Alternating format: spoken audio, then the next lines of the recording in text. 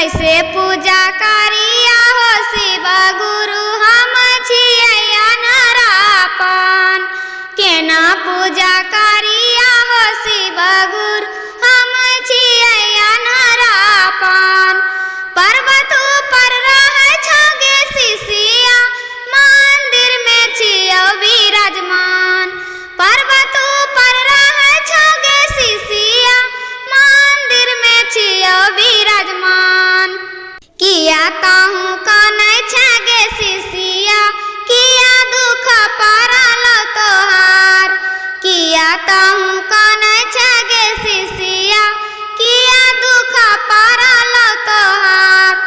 सासु ससुर बाहो शिव गुरु घरबा में करे परेशान सासु ससुर बाहो शिव गुरु घरबा में करे परेशान गोतनी दिया दिन हो शिव गुरु करई छथिन अपमान गोतनी दिया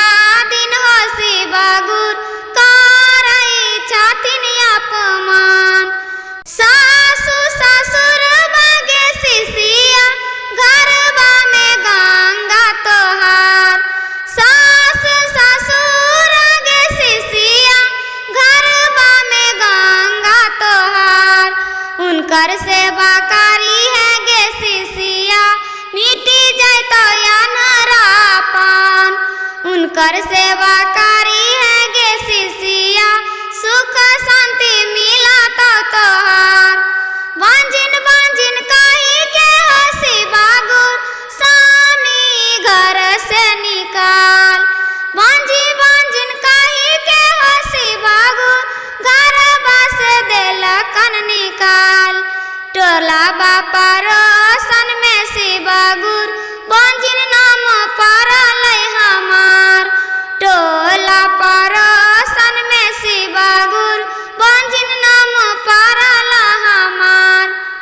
पहिला विधा में गे शिष्या दयाली है गे माय दूसरा विधा में गे शिष्या चर्चाली है गे कर तीसरा विधा में गे शिष्या नमन ली है गे कर नमन करी करी है गे शिष्या गुरु पर गे नाम हमें तोरा